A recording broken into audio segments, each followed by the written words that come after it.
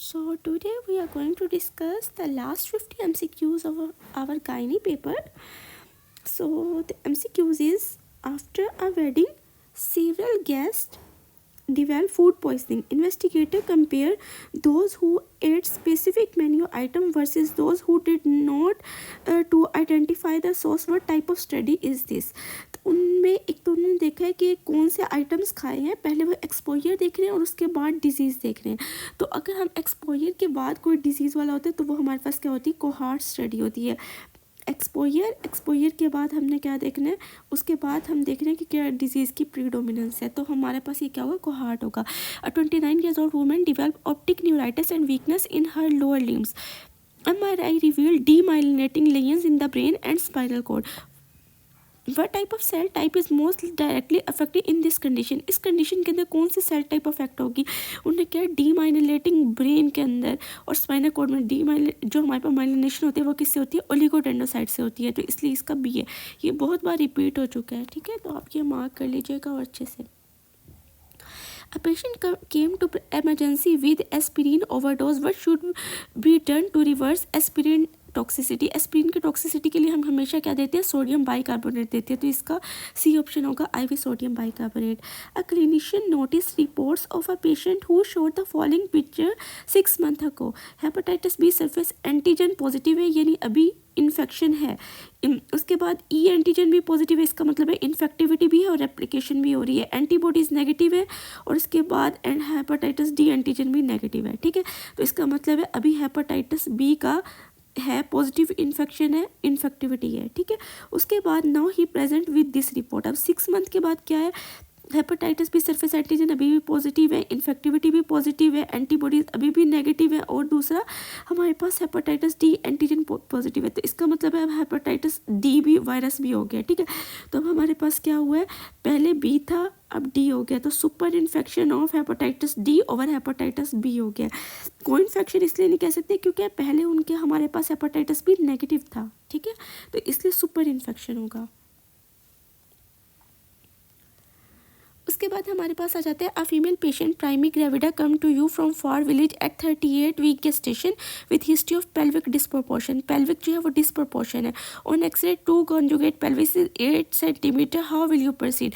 तो ये कॉन्जुगेट जो है ये तो बहुत कम है, तो हमें इसके लिए इलेक्टिव सिजेरियन सेक्शन करना पड़ेगा. तो हम कहेंगे elective lower segment caesarean section. Which of the following statement about atropine is correct? Atropine के बारे में क्या चीज़ करेक्ट है? एट्रोपिन एक तो एंटागोनिस्ट है ना, कोलिनर्जिक. तो atropine cholinergic agonist, cholinergic antagonist नहीं होता ये.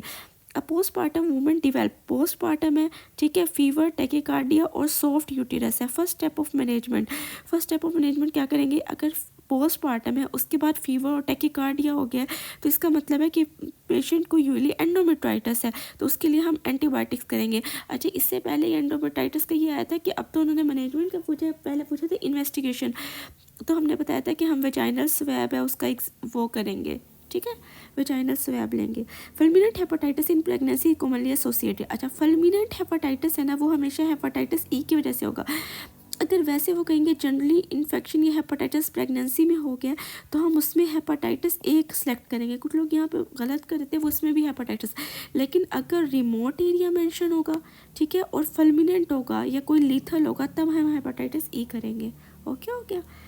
उसके बाद which cells are found in the terminal bronchioles and secrete surfactant like protein. उन्होंने मेंशन कर दिया कि टर्मिनल ब्रोंक्यूल्स है.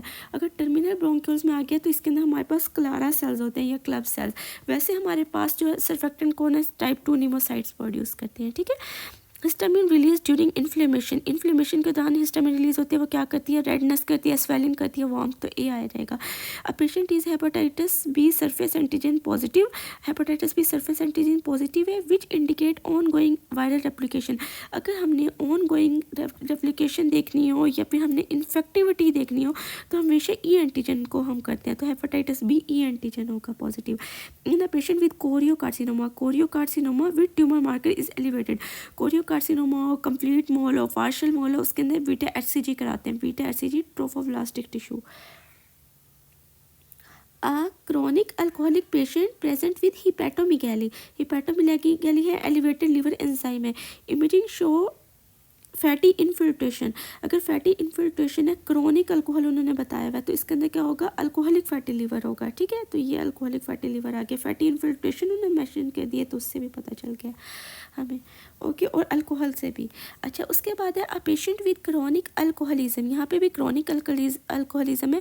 यहाँ पे लीवर फाइब्रोसिस बताई हुई है with dense irregular collagen deposition.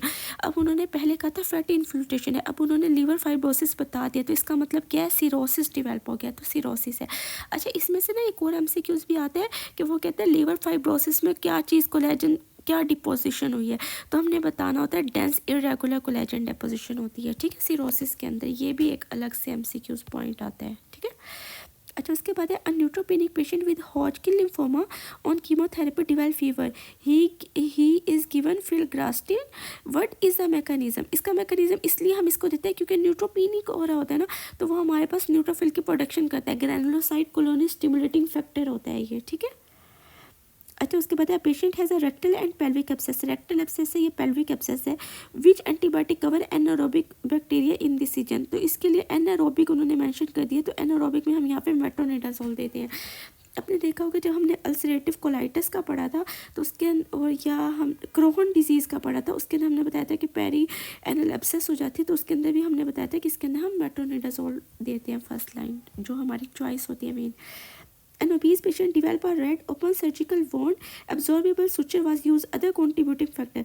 Absorbable suture use किया गया, तो उसके अंदर और दूसरा contributing factor क्या होगा, diabetes no, drain insertion during surgery yes, infection with MRSA no, hyperbilirubinemia no, drain insertion during surgery जो है ना वो होगा इसके अंदर। ठीक है, a pregnant woman is diagnosed with oligohydramnios. oligohydramnios किसको कहते हैं, जब एमनियोटिक फ्लूइड इंडेक्स जो होता है ना वो कम होता है। ठीक है, तो ओलिगोहाइड्रोमनियाज है, तो इसका मोस्ट कॉमन फीटल काज क्या होगा, इसके अंदर रीनल एजेनेसिस होती है, इसका मोस्ट कॉमन काज, तो इसमें से ऑप्शन मिलेगा फीटल रीनल एजेनेसिस। उसके बाद है 25 ईयर्स ओल्ड वुमेन प्रेजेंट। अच्छा, इसके अंदर ना आप ओलिगो और पोली दोनों का ना याद कर लीजिएगा फैक्टर्स, क्योंकि इनमें से मोस्ट यूजली क्वेश्चन आ रहे होते हैं, कभी वो ओलिगो का पूछ लेते हैं, कभी वो हमसे पोली का पूछ लेते हैं। A 25 years old woman present with sudden high grade fever है, diffuse macular rash, hypertension and vomiting है।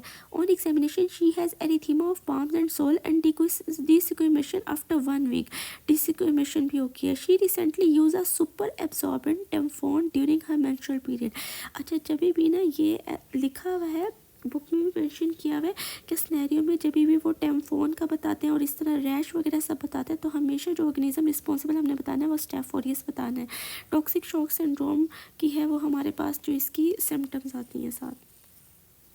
अच्छा, a women with thyrotoxicosis is schedule for radio active iodine therapy. ठीक है, but is in her first trimester of pregnancy. अगर first trimester of pregnancy है तो हम कभी भी रेडियो एक्टिव आयोडीन नहीं देंगे, थेरेपी नहीं करते, तो हम क्या देंगे, हमने उसको देना है, स्टॉप करना है रेडियो एक्टिव आयोडीन को और स्टार्ट करना है प्रोपाइल थायोरेसिल।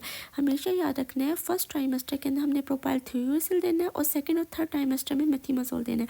मेथिमाजोल फर्स्ट ट्राइमेस्टर में इसलिए नहीं देंगे क्योंकि ये ट्रेटोजेनिक है, और इसके अलावा वैसे प्रोपाइल थायोरेसिल भी है ना, वो भी हमारे पास हिपैटोटॉक्सिसिटी काज करा देता है, लेकिन ये ज़्यादा ट्रेटोजेनिक है तो हम इसलिए उसको फर्स्ट ट्राइमेस्टर में नहीं देंगे। ठीक है, A patient with right-sided hepatic failure develop hepatomegaly. Liver biopsy show nutmeg liver appearance. अगर हमारे पास राइट साइडेड हार्ट फेलियर है, उसकी वजह से हिपैटोमेगाली और नटमैग लीवर की साइंस आ रही हैं, तो उसके अंदर जो करेक्टरिस्टिक जो हमारे पास वो होगी वो क्या होगी, इसके अंदर क्रोनिक पैसिव कंजेशन की वजह से ये होता है। उसके बाद उन्होंने ये हमारे पास एक डायग्राम दे दिया, वो कहते हैं picture was given of a newborn and asked about the defect, तो व्हाट इज़ एब्सेंट। अब हम इसके अंदर देखेंगे, इसके अंदर जो हमारे पास फ्रंटो नेजल प्रोमिनेंस जो होती है यहाँ पे वो नहीं है, तो वो कह रहे हैं इसके अंदर कौन सा डिफेक्ट है, तो वो यूजली फ्रंटो नेजल प्रोमिनेंस का होगा। ओके, उसके बाद हमारे पास है a women want to know about ovarian reserve. Ovarian reserve जानना चाहते हैं, which of the following is a routine test. इसके लिए हम ना एंट्रल फॉलिकल काउंट चेक करते हैं, जिससे हमें ओवेरियन रिजर्व का पता चलता है कि कितनी फॉलिकल काउंट है। A 6-month-old infant present with a palpable right-sided abdominal mass है। ठीक है, which of the following is most likely diagnosis in this age। In this age के अंदर हमारे पास अगर 6 मंथ उन्होंने मेंशन कर दिया है, तो इस एज के अंदर मोस्ट कॉमन एब्डोमिनल मैलिग्नेंसी जो होती है वो क्या होता है, न्यूरोब्लास्टोमा होती है। A male infant present with a palpable inguinal mass that increase in size when crying and is partially reducible, वो रिड्यूसेबल भी है, तो मोस्ट लाइकली डायग्नोसिस क्या होगी, इनडायरेक्ट इंग्वाइनल हर्निया होगा इसके अंदर, ठीक है। अच्छा, उसके बाद हमारे पास आता है Meta analysis done which show small studies have more literature influence then larger ones which affect overall result this is. तो ये हमारे पास फाइल ड्रॉअर इफेक्ट है, ये हमारे पास बहुत ज़्यादा एमसीक्यूज़ में आया हुआ है और ये गलत कराते हैं अक्सर, क्योंकि वो बाय स्टैटिस्टिक्स नहीं करके, तो आपने ये याद कर लेना है, ठीक है, बहुत विच of the following portion of immunoglobulin responsible for biological activity, biological activity के लिए हमेशा FC पोर्शन जो है ना वो होता है। Chi square test use for which of the following, chi square test जो होता है ना उसके अंदर हम टेबल बनाते हैं 2x2 को और कैटेगरीज के अंदर ऐसे करके अरेंज करते हैं, तो ये कैटेगोरिकल डाटा है। A patient present with fatigue, hypotension, hypoglycemia and loss of secondary sexual characteristic.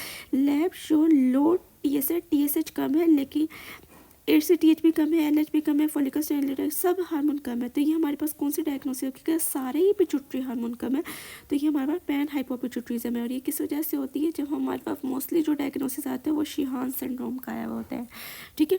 उसके अंदर एमिनोरिया बहुत ज़्यादा उन्होंने मेंशन किया होता है, तो ये एमसीक्यूज़ में गायनी में आता है शीहान सिंड्रोम और एमिनोरिया का, तो उसमें पैन हाइपोपिट्यूटरिज्म हो रहा होता है, एंटीरियर पिट्यूटरी नेक्रोसिस होती है। A 36-week pregnant woman present with sudden painful vaginal bleeding and uterine tenderness, वो कह रहे हैं पेनफुल है, अगर पेनफुल बता दिया तो प्लेसेंटल एब्रप्शन हो गया, ठीक है। अगर हमारी बात बताते पेनलेस है तो हम प्लेसेंटा प्रीविया वगैरह की वजह तरफ जाते हैं, ठीक है। A gravida 3 para 238-week pregnant woman is in active labor is 8 centimeter dilated when the lady doctor perform ARM जो artificial rupture of membrane हम कहते हैं। Immediately after ARM the patient develops sudden heavy vaginal bleeding, fetal heart rate begin to show deceleration. What is the next best step? next best step ये होगा कि हम फ़ौरन जो है उसका emergency C section करेंगे, ठीक है, C section उसके अंदर करते हैं। A 30 years old woman at 32 week present with painless, अब उन्होंने painless बता दें, यहाँ painful बताना, painless vaginal bleeding, her vitals are stable and fetal movements are normal on abdominal exam, uterus is soft and not tender, you suspect placenta previa, उन्होंने placenta previa भी खुद बता दी है। What is the most appropriate investigation? Years old woman at 30 week present with painless vaginal bleeding, her vitals are stable and fetal movements are normal. On abdominal exam, uterus is soft and non-tender. You suspect placenta previa. What is the most appropriate investigation to confirm the diagnosis? तो हमारे पास most investigation कौन सी होगी, वो हमारे पास transvaginal ultrasound हम करते हैं, ठीक है। A woman deliver a healthy baby but develop coagulopathy and retain product of conception. What is the most appropriate management? अगर उसके पास हमारे पास हेल्दी बेबी क्या और डिवेल्प किया कोगुलोपैथी और रिटेन प्रोडक्ट ऑफ कंसेप्शन भी है, तो हम इमीडिएटली उसका क्या करेंगे, पहले हम उसका कोगुलोपैथी को करेक्ट करेंगे, ठीक है। तो हम कंबाइंड FFP करेंगे, पैट सेल करेंगे और फिर सेक्शन इवैक्यूएशन करेंगे। Following COVID-19 vaccination, a patient is concerned about thromboembolism risk. Which of the following best describe the dose response relationship? इसके अंदर हम देखते हैं कि ऑल और नन रिस्पॉन्स होता है, तो इसके अंदर ऑल और नन रिस्पॉन्स ये है क्वेंटल रिस्पॉन्स, ओके। उसके बाद है neonate present with sepsis and meningitis, gram positive rods उन्होंने बता दी है, ठीक है। Seen in the blood culture the reported note है, टम्बलिंग मोर्टेलिटी भी बता दी है। विच ऑर्गेनिज्म, एक तो न्यूनेट है, ग्राम पॉजिटिव रोड है और टम्बलिंग मोर्टेलिटी है, ये लिस्टेरिया मोस्ट कॉमनली होता है, तो इसका लिस्टेरिया मोनोसाइटोजीन्स आएगा। Which antibody most effective against Listeria monocytogenes including neonatal meningitis, पहले उन्होंने उसका बैक्टीरिया पूछा, अब इसी का वो एंटीबायोटिक पूछा, तो वो यूजली एम्पिसिलिन हम इसके अंदर देती हैं, ठीक है। अच्छा, which of the following lipid loading drug can cause bleeding by interfering with vitamin K, वो ब्लीडिंग करते हैं इंटरफेयर करने के बाद विटामिन के मेटाबॉलिज्म से, तो यूजली हमारे पास जो होते हैं ना फाइब्रेट्स होते हैं वो ऐसे करते हैं। जिम फिब्रोसिल हम यूजली दे रहे होते हैं, वो इंटरफेयर करते हैं, ठीक है।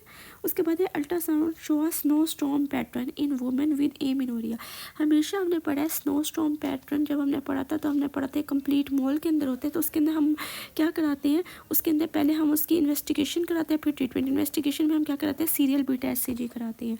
उसके बाद है 48 years old man undergo pelvic surgery for erectile mass. During the procedure, the surgeon note that one of the arterial branches that usually arise from anterior deviation of the internal iliac artery is absent, ठीक है, which is considered as a congenital variation. Despite this, the rectum continue to receive adequate blood supply from superior inferior rectal artery.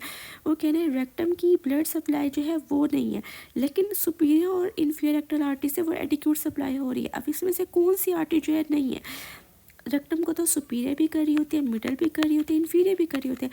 जब superior और inferior का mention कर दिया तो कौन सी यूली absent order की कॉन्जेंटल, वो मिडल रेक्टल आर्टरी होगी। ठीक है।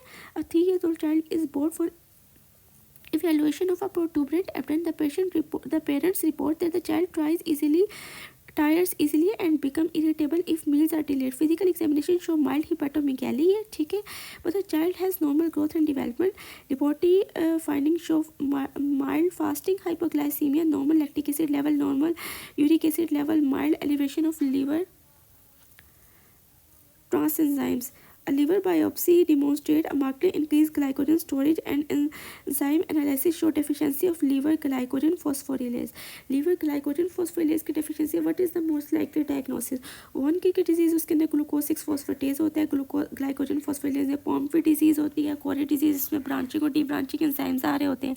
हार्ट डिजीज़ है जिसके अंदर हमारे पास ग्लाइकोजन फॉस्फोरिलेज की डेफिशिएंसी होती है, तो ये हमारे पास डी ऑप्शन आ जाएगा। A 26 years old primary gravida has been in labor for 24 hours and now no descent of the fetal head. She is dehydrated, उन्होंने बता दिया 24 आवर्स से लेबर में है, ठीक है, डिसेंट ऑफ फीटल हेड नहीं है, ठीक है, तो इसका मतलब है फीटल हेड जो है वो डिसप्रपोर्शन है, सिफेलोपेल्विक। उसके बाद हमारे पास होता है डिहाइड्रेटेड है, टैकीकार्डिक, एग्जॉस्टेड है। On examination the fetal head is deeply impacted है, कैपुट और मोल्डिंग है, ठीक है। उसके बाद the vagina is hot and tender, fetal heart is absent. What is the most likely? Prolonged latent phase of labor, scanty arrest of descent, obstructed labor with impending uterine rupture, no, ये भी नहीं। उसके बाद सिफेलोपेल्विक disproportion, ये हो सकता है without obstruction, क्योंकि वो कह रहे हैं ना कि जो हमारे पास है जो हेड है वो डिसेंट नहीं हो रहा है, तो हमारे पास डिस्प्रोपोर्शन है, ठीक है। उसके बाद है 20 years old primary gravity in the second stage of labor has been pushing for more than 2 hours. She is exhausted, dehydrated and crying with fatigue. Contractions are strong and frequent है, safely cervix is fully dilated, cervix भी dilated हो गया, head भी zero station पे है, severe caput and molding है, the head feels deeply impacted in the pelvis. She has been pushing forcefully with no progress. Fetal heart is tachycardic है, mother is exhausted and ketotic है, the midwife not forceful. DDV is counter indicative. What is the most likely diagnosis? इसके अंदर most likely diagnosis जो होता है ना वो होता है कि प्रोलॉन्ग सेकेंड स्टेज है विद ऑब्स्ट्रक्टेड लेबर है, क्योंकि फोर्सफुल एक्सपर्जन सब कर लिए लेकिन फिर भी जो है हमारे पास जो है डिलीवरी पॉसिबल नहीं हो रही, तो ये हमारे पास मोस्ट प्रोबेबली इसका बीटा बनेगा। उसके बाद है 26 years of multi gravity in labour for 16 hours, develop है, हाई फीवर है, 39 डिग्री सेंटीमीटर प्लस 130 है, फिटल टेकीकार्डिक है, माइल्ड यूटेराइन टेंडरनेस है, फाउल स्मेलिंग एमनियोटिक फ्लूइड, तो ये हमारे मोस्टली कोरियो एमनियोनाइटिस में होते हैं। Cervix is progressively slowly 3 to 4 centimetre, no Bandl's ring है, नो डीपली इम्पैक्टेड हेड है। What is your diagnosis? Obstructed labour नहीं, इम्पैक्टेड नहीं है, मटरनल एक्सॉर्शन, कोरियो एमनियोनाइटिस है, इन्फेक्शन है ना क्योंकि फाउल स्मेलिंग एमनियोटिक फ्लूइड है। A 32 years old female present with weight loss, palpitation and heat intolerance for 3 months. weight loss, palpitation और heat intolerance है, ये हमारे पास सारी किसकी होती हैं? हाइपरथायराइडिज्म की सिम्टम्स होती हैं, ठीक है। उसके बाद पल्स भी 110 बताती है, BP 130/70 है, वार्म मॉइस्ट एंड स्किन है, फाइन ट्रेमर ऑफ हैंड है। उसके बाद TSH भी बताती है उन्होंने कि सप्रेस्ड है। A 38 years old multiparous woman present with pelvic heaviness, urinary incontinence and a bulge at the vaginal introitus. On examination, uterus is prolapsed descending into the vagina. Cervix feels soft, mobile and descend on valsalva vaginal wall are lax. The gynecologist explained that supporting ligaments of the uterus have weakened, leading to prolapse. Which ligament primarily maintain the anteroposterior support of the uterus and prevent uterine prolapse? जो हमारे पास mainly जो ligament primary जो है uterus को support कर रहा होता है वो ट्रांसवर्स सर्वाइकल लिगामेंट होता है, उसको कार्डिनल लिगामेंट भी कहते हैं, तो इसका सी ऑप्शन होगा। A woman in labour is planned for assisted vaginal delivery, the fetal head is in occipito anterior presentation, which instrument is most appropriate? इसके अंदर हम जब ओसिपिटो एंटीरियर जो प्रेजेंटेशन होती है उसके अंदर हम आउटलेट फोर्सेप्स यूज़ करते हैं, ठीक है। A woman present with positive pregnancy test ultrasound show a gestational sac at 6 weeks, high and lateral in the uterus surrounded by myometrium and adjacent to the tubal tissue. What is the most likely diagnosis? ये हमारे पास sac है लेकिन वो high uterus है, surrounded by myometrium है, तो ये interstitial pregnancy होती है मोस्ट कॉमनली, ठीक है। उसके बाद हमारे पास है post menopausal women undergo transvaginal ultrasound show endometrial thickness of 9 to 19 centimetre. जब हमारे पास ग्रेटर देन 4 mm आ जाती है ना, तो इसका मतलब है कि एंडोमेट्रियल हाइपरप्लेजिया स्टार्ट हो गया, ठीक है। She is not on hormone therapy में भी हो जाता है, ठीक है। वो कह रहे हैं हार्मोन थेरेपी भी नहीं है, तो ये मोस्ट कॉमनली मेलिग्नेंसी की तरफ जाएगा। What is the next and final diagnosis? Endometrial hyperplasia या मेलिग्नेंसी होगा। A woman with 9 years of infertility undergo hormonal evaluation. Her anti-Mullerian hormone is less than 1. Anti-Mullerian hormone जो है वो कम है, तो इसका मतलब है कि उसके पास जो ओवेरियन रिजर्व जो है उसका, वो हमारे पास बहुत कम है, ठीक है। तो इसके अंदर नेक्स्ट स्टेप क्या होगा? अगर हम ओव्यूलेशन इंडक्शन करेंगे तो वो नहीं हो सकेगी क्योंकि रिजर्व ही नहीं है, तो हम उसके अंदर IVF टेक्निक्स की तरफ जाएंगे, ठीक है। Which are the following tocolytics can cause maternal hyperglycaemia? Maternal hyperglycaemia में से क्या कौन सा करते हैं? टेरब्यूटलिन करता है, क्योंकि बीटा 2 एगोनिस्ट होता है ये। उसके बाद हमारे पास है कि अ पेशेंट प्रेजेंट विद विस्ट्रोप है, weakness in finger extension, numbness over the dorsum hand है, fall on outstretched arm. Which of the following is the most likely site of injury? उन्होंने बता दिया, विस्ट्रॉप का बता दिया है और बैक ऑफ हैंड पे सेंसेशंस वगैरह का बता दिया। तो ये यूजली कौन सी होती है? रेडियल नर्व होती है। और रेडियल नर्व की साइट ऑफ इंजरी में से कौन सी होगी? मिड शाफ्ट ऑफ ह्यूमरस होगी, ठीक है। इसको हम स्पाइरल ग्रूव में भी कहते हैं। स्पाइरल ग्रूव के अंदर अगर आएगी तभी भी ये आएगी, ये भी आ सकते हैं, ये आ सकते हैं, ठीक है। So our gynae paper completed.